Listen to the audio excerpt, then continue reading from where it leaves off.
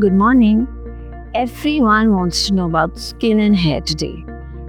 Here I am to answer any query you require. I am Dr. Radha Chaubale Gupta, a dermatologist and venereologist with 37 years of experience practicing in South Mumbai. I started off as only a dermatologist and pediatric dermatologist, but in 2020, suddenly anti-aging medicine became a big thing. So everyone became aware that skin aging is sun related, it is related to so many lifestyle changes, and a change in these can bring about a very radiant you. All questions related to this, I have an ability to answer today.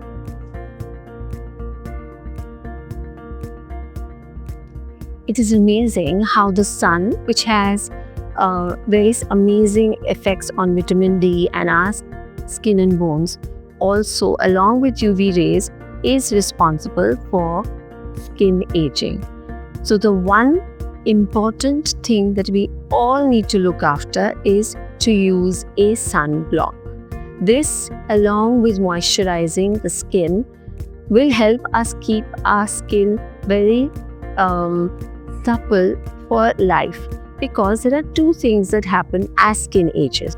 One is that it becomes drier, so you need to drink more water, and it becomes darker because it is affected by the UV rays of the sun, and it also becomes wrinkled.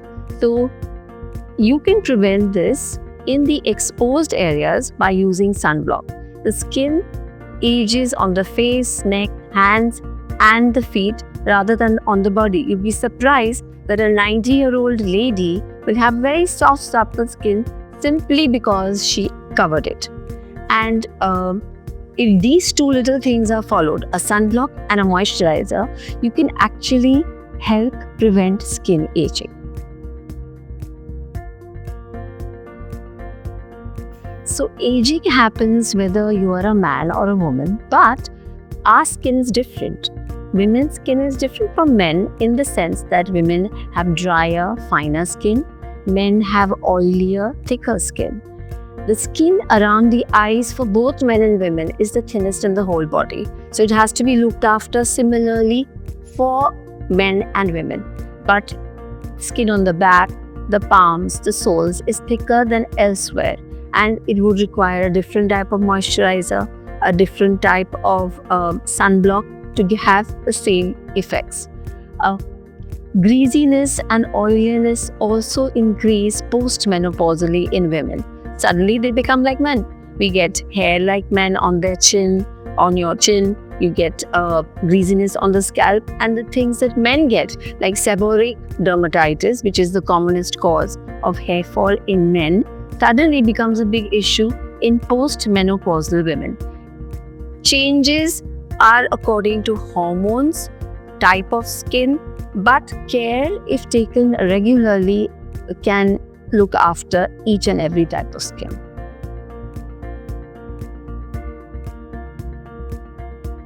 Unfortunately, there's no one product which is one size fits all type of product, which is common for everyone. You have to use a product customized to your skin type. If you have oily skin, you would use a light moisturizer and light sunscreen. If you're using being too many hours in front of a computer, you would use a sunscreen which is great for blue light. If you have very dry skin, you will need an ultra thick moisturizer followed by an ultra thick moisturizing sunscreen. So everyone has to have a customized way. You cannot just go on Google or Instagram and say, oh, I can use this, I can use rice water, I can use salicylic acid. No. You have to use what is suitable for your skin type. And to determine that, it's a great idea to check out whether you have type 1, type 2, type 3, type 4 skin. A dermat can do that very well. Or whether you have dry or greasy or combination skin. And use products accordingly. sometimes it's good to just get a basic routine done and then follow it, which might change also, because you might go to say Leh Ladakh and you have normal skin, but when you're going to another place, you need to use a moisturizing sunscreen because you're at a height and it's going to be dry, and you need to be even more careful of the UVA, UVB light. So it all depends on the time, your type of skin, your hormones, and a single person, the same person can have different skin requirements throughout the year. They may be changing. It does change according to the weather also.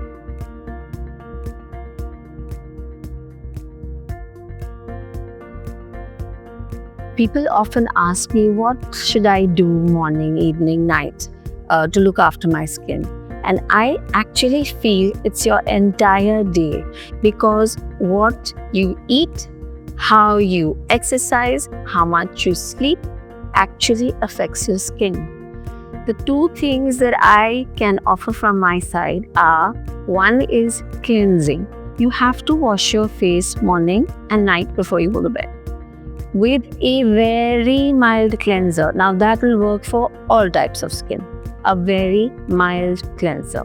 The other thing is, keep your gut clean. I can't tell you how these two things, outer cleansing and inner cleansing, helps in keeping your skin and very defined and very lovely, along with your good night's sleep. Don't forget that.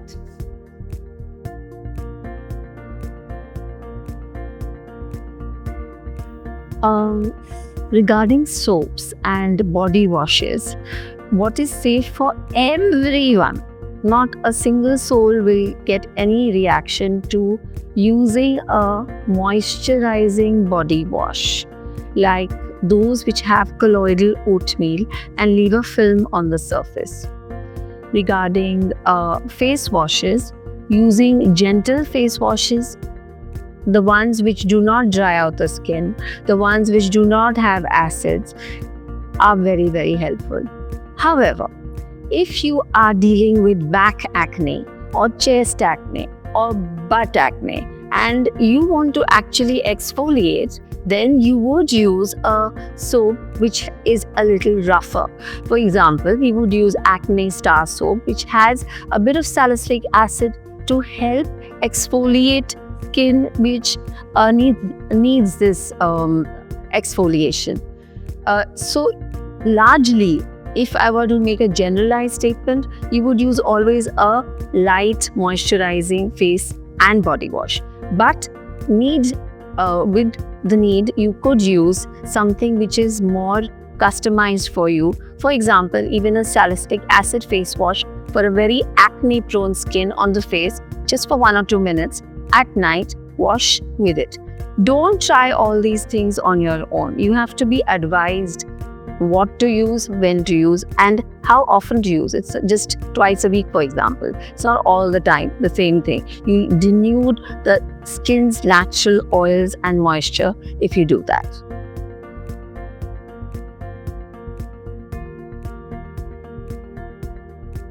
Of course, pollution in the environment affects the skin.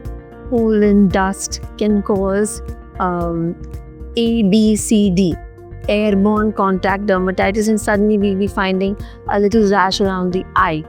So being in a clean, clear environment enhances your skin.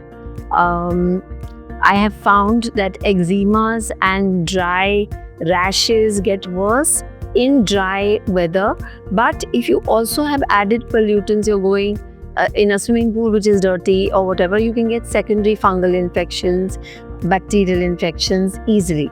The atmosphere is important because oxygen actually helps you to breathe properly, to not get dark circles, simple things like that. Forget about bigger things. So I think being in a safe, clean, clear environment is very helpful, and being in a polluted atmosphere is detrimental in skincare. We are living in Bombay. The more you exercise, hydrate, and look after yourself, despite this, is important.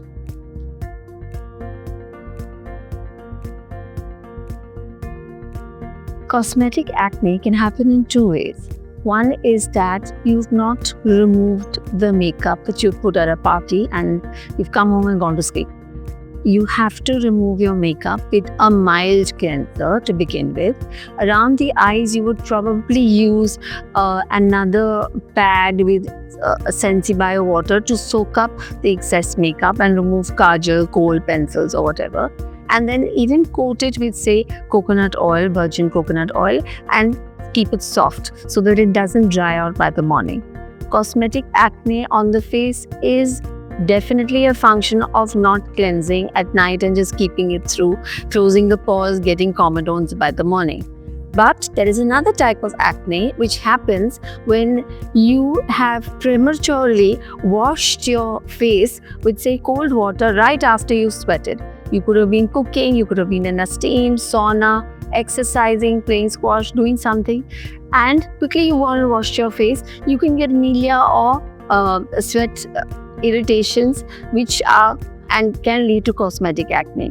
The right way would be to tissue off the sweat when you're sweating, and later when the skin is at a room temperature, then just wash with tap water. Then you can avoid this type of acne. One day I found my support staff coming home with a very white face, and I said, "Vikas, aapne kya kiya?" So he said, "I've been using this cream." And which cream was it? It had 5% hydroquinone. This is a bleach. Of course, it makes your skin whiter, but for the time that you use it, it is not safe to use in the long run. So we will not use it.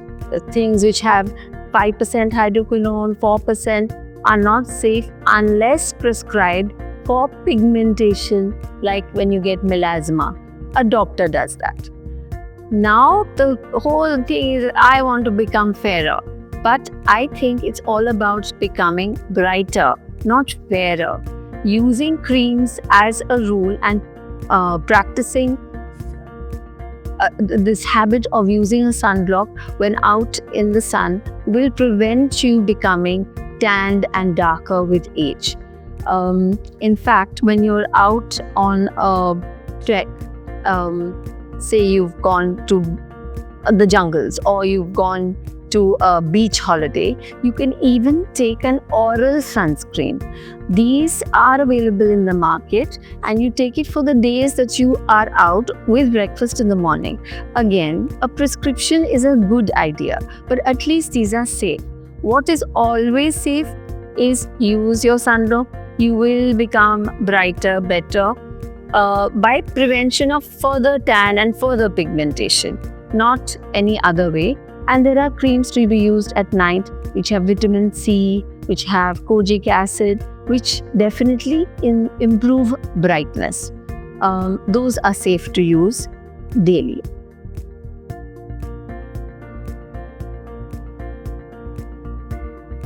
I really think the easiest things to treat are any external extra tissues. For example, someone might have a big skin tag. Could have it anywhere. This comes with changes of weight. When you put on weight or you lose weight, you can get skin tags all over your neck, under your arms, near your thighs, anywhere. They can easily be removed by radiofrequency. Similarly, there are warts and corns. Warts should be removed, though they do not give any symptoms because they are viral. So it's better to remove the warts. And same radiofrequency would help in this. Corns and plantar keratosis, seborrheic keratosis are cosmetic, and of course plantar corns come because your footwear is not proper and or too tight or too snug, which has to be changed. And of course you can deal with it with either chemicals or with radiofrequency. I think all these external things are easily dealt with, and we should make that effort to get rid of this besides your normal skincare routine. It's easy to do.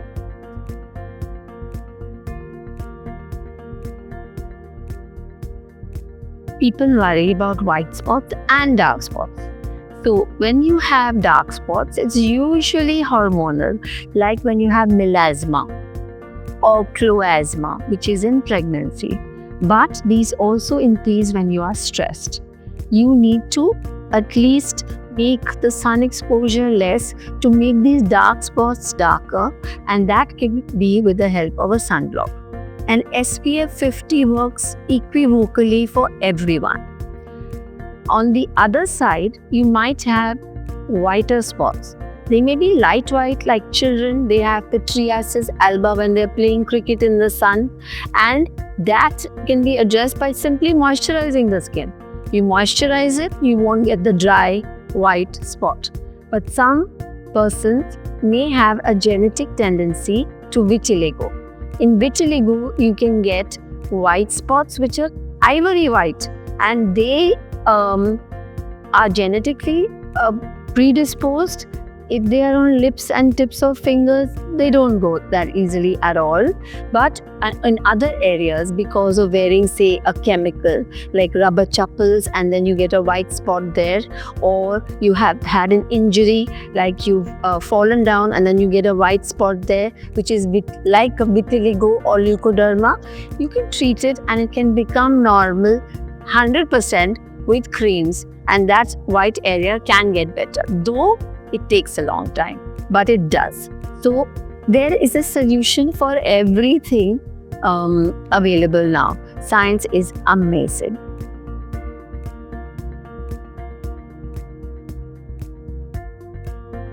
I think the commonest infection in India is fungal infection, and you can get it in hot, sweaty areas like the underarms, the groin, underneath the breast, between the bums.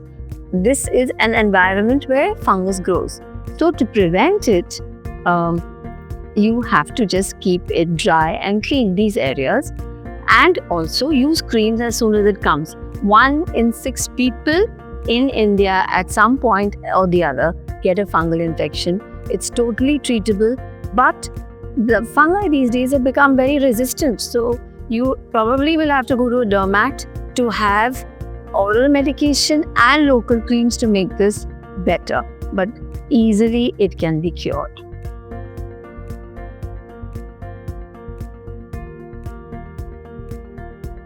The other question which people often ask me is, why are my underarms so dark? Why are my thighs so dark?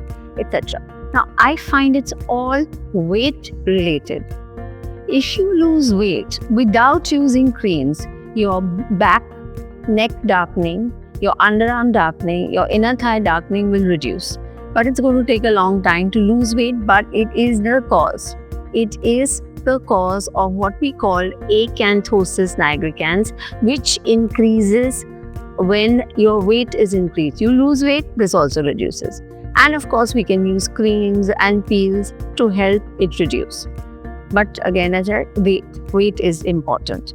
Now, sometimes you get darkening when you're thin.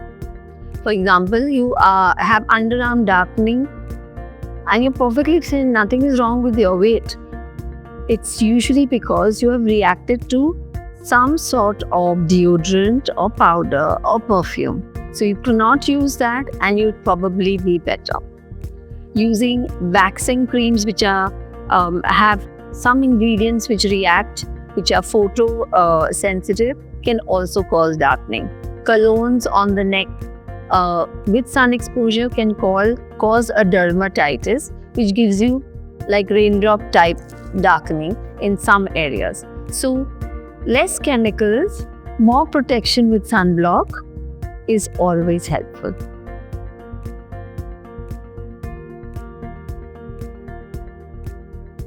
Cleanliness is next to godliness, and this is, I think, the most important thing when you're dealing with feet odor, underarm odor. You just have to wash your feet, keep them dry, because the moment you have wet feet, wet socks, you can get an odor because of secondary fungal infection. Also, underarm odor is related to a time when you're very stressed. where many perimenopausal women will find that their sweat is smelling. Why? They have had a bath, but still their sweat is smelling. Because of stress, it causes some pheromones to be produced, which produce a smell. So what we have to do in that case is exercise more, because that reduces that particular stress hormone, which causes more sweating and more odors. Also, the type of food we eat. If we don't hydrate enough, we will smell of that. For example, onions, garlic, fish. You can get a fishy smell if you've not washed or hydrated enough when you're eating. So I think it's an important thing to external cleansing to be paramount.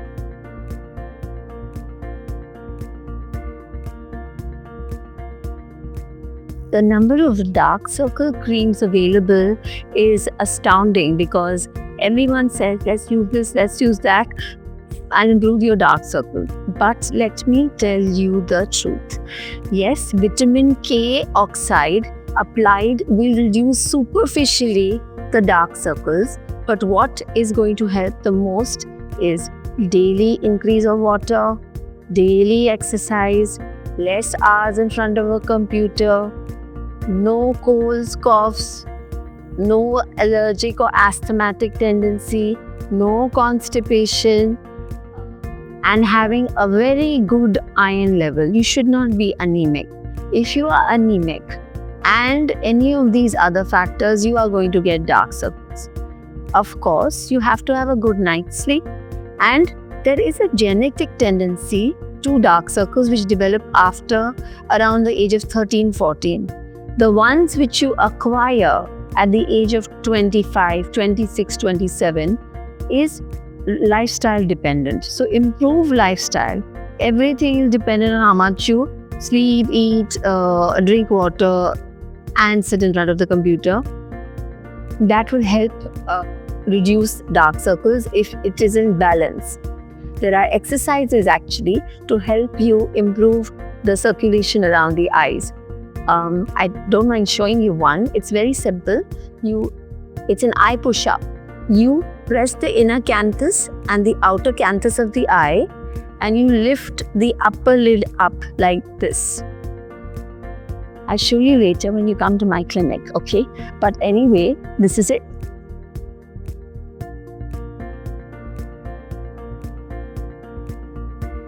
There's a lot to be said about things which you get in the kitchen. Apparently, if you were to use papaya on your skin, instead of using a great cream which is available with an alpha hydroxy and a beta hydroxy acid, you would get similar effect. Sugarcane extract, for example, has glycolic acid to help cleanse and rejuvenate the skin and to tighten the pores. Cleopatra herself used lactic acid. She used milk to clean her skin, and that was used ages ago.